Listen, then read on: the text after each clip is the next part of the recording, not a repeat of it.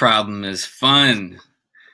I wouldn't call it calculus. It's more like algebra, but let's dig into it. So look, this is clearly a quadratic, even though the coefficients look gnarly. We have something x squared, something x, then a constant equals 0, standard form. And they gave us one of the roots.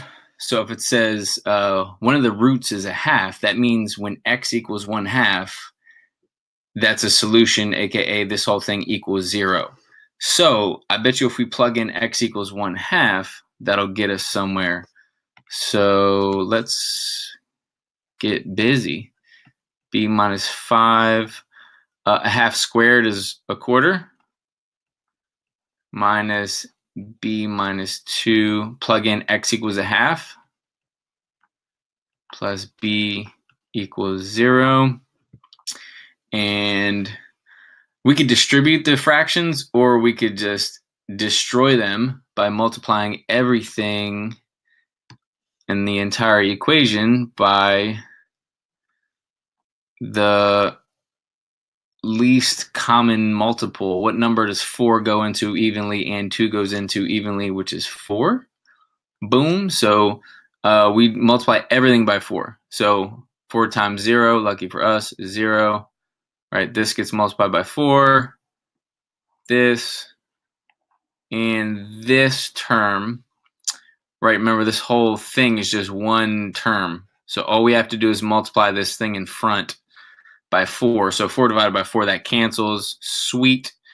Now we have b minus 5, because the 4 times 1/4 canceled, minus 4 times 1/2. Half of 4 is 2. Let's put that 2 up front, because that's where I like my coefficients, yo. And then 4 times b, that's a positive 4b, equals 0. Cool. Let's solve for b. I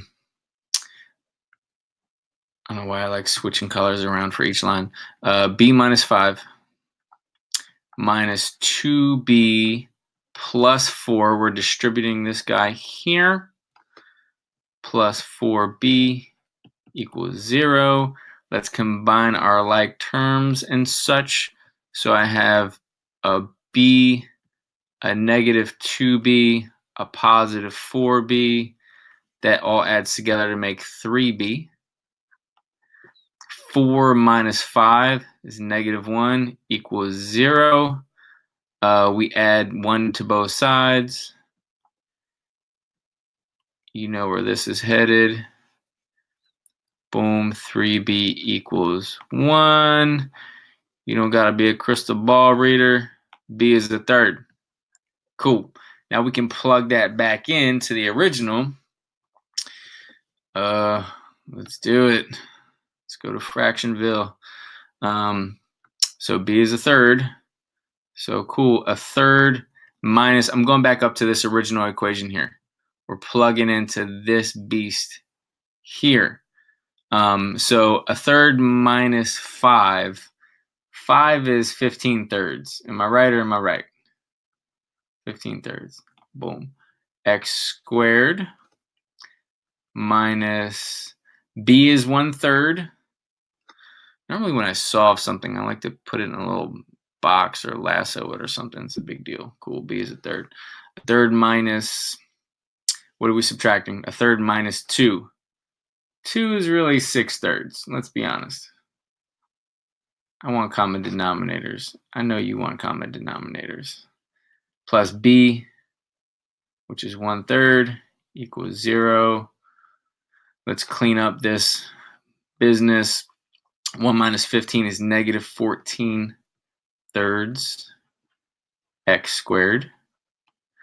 A third minus, well, 1 minus 6 we'll say is negative 5/3. Negative 5/3 is positive 5/3. X plus a third equals 0. We can multiply everything by 3 to get rid of that pesky denominator. So multiply everything by 3. Bang, bang. 3 times 0 is 0. Now we have negative 14x squared plus 5x plus 1 equals 0. We got a pretty little quadratic. Well, it's not the prettiest thing around, but we can factor it. I know this to be true.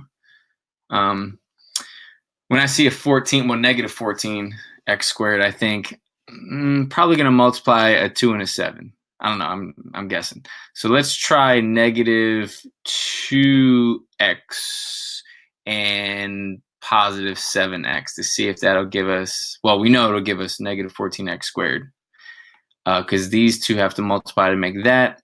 I need two things to multiply to make positive 1, so that can only be plus 1 and plus 1.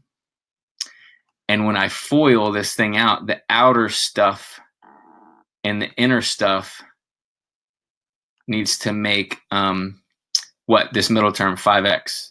So 7x minus 2x is 5x. So that checks out. I'm going to get rid of that.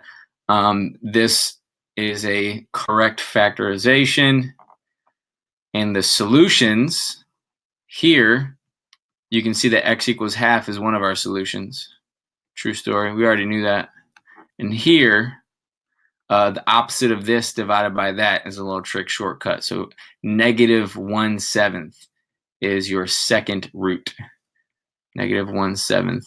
And there you have it, ladies and gentlemen.